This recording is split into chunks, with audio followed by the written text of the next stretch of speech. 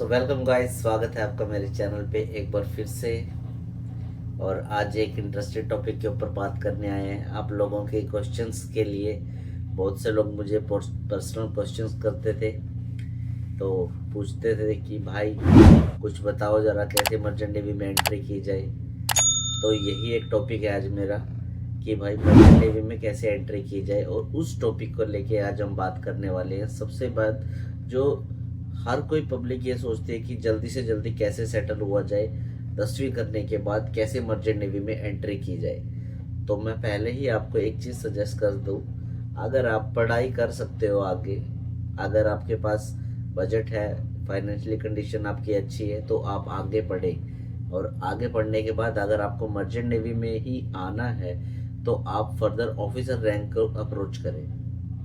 तो उसके बाद ये है कि वो लोग, उन लोगों के लिए मर्चेंट नेवी में ये जीपी रेटिंग का कोर्स जो है उन लोगों के लिए बहुत सही है जिनकी फाइनेंशियली कंडीशन सही नहीं है, जो पढ़ नहीं सकते हैं, और जो कि लाइफ में जल्दी से जल्दी सेटल होना चाहते हैं। हालांकि थोड़ा ऑफिसर लेवल और जीपी रेटिंग क्रू में आना थोड़ा सा, मतलब सैलरीज में तो बहुत डिफरेंस है ही है, बट लेकिन इसीलिए मैं बोल रहा हूँ अगर आप पढ़ सकते हो तो ऑफिसर रैंक में ही आए। तो बात करते हैं जीपी रेटिंग का कोर्स कैसे किया जाए और कैसे इसके अंदर एंट्री की जाए।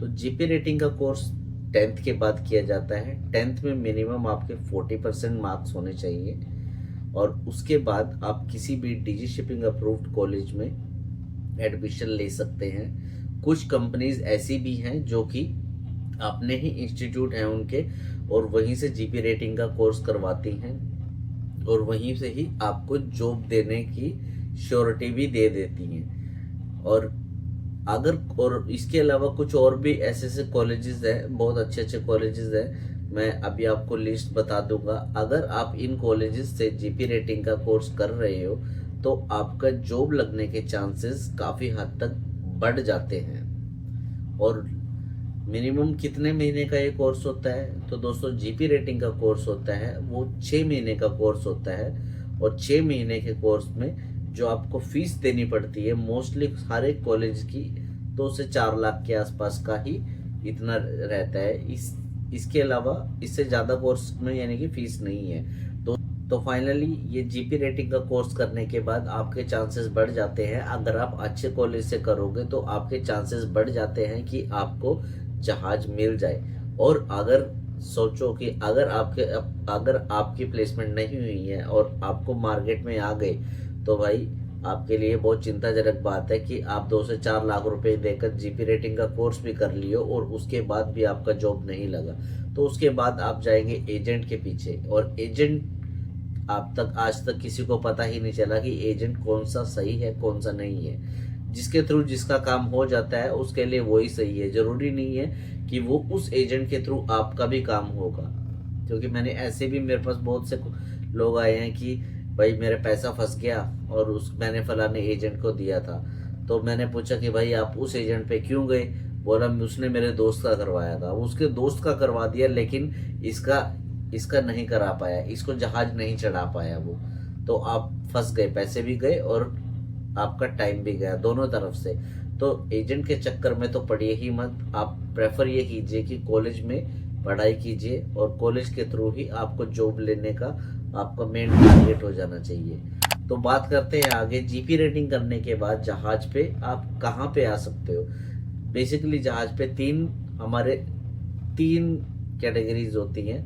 पहले आप डेक में आ सकते हो, दूसरा गैली में आ सकते हो, तीसरा आप आ सकते हो इंजन साइड में। डेक में आप सबसे पहले आओगे ट्रेनी में, यानी कि ट्रेनी ओएस बनोगे, और आप मैक्सिमम अप्रोच कर सकते हो बोसन या पम्पमैन की तरफ। बोसन तक भी बोसन बनोगे, उसके बाद आप पम्पमैन भी बन जाओगे समय के साथ साथ और आपके एक्सपीरियंस के साथ साथ। उसके बाद आप बन सकते हो, या तो आप स्टूवर्ट में आइए, यानी कि जीएस बन के आइए, और अपने काम की बदौलत आप चीफ कुक बन सकते हो। और तीसरा बचता है हमारे पास इंजन डिपार्टमेंट। इंजन डिपार्टमेंट में आप जब आओगे तो ट्रेनी वाइपर के रूप में आओगे। तो ट्रेनी वाइपर के रूप में भी आप ऐसे ही चलोगे, और आप मैक्सिमम जाओगे फिटर तक, सॉरी मोटरमैन बन जाओगे। मोटरमैन की सैलरी और एक एबी की सैलरी सेम ही होती है। सैलरी की बात हम लोग किसी और दिन करेंगे। आज के लिए मैं आपको सिर्फ और सिर्फ जीपी रेटिंग के बारे में बताने वाला था। अगर आपको मेरी इंफॉर्मेशन करेक्ट लगी है तो प्लीज़ मुझे कमेंट में ज़रूर बताइएगा कि अच्छी इंफॉर्मेशन दी है आपने। और अगर आप किसी और टॉपिक के ऊपर भी इंफॉर्मेशन चाहते हैं, यानी कि अगर आप चाहते हैं कि मैं ऑफिसर्स पे वीडियो बनाऊं कि किस रैंक के लिए कैसे आना हो सकता है, तो मैं उस पर भी वीडियो बना दूंगा। तो चैनल को सब्सक्राइब जरूर कीजिएगा अगर आपको वीडियो मेरी अच्छी लगी होगी। Thank you.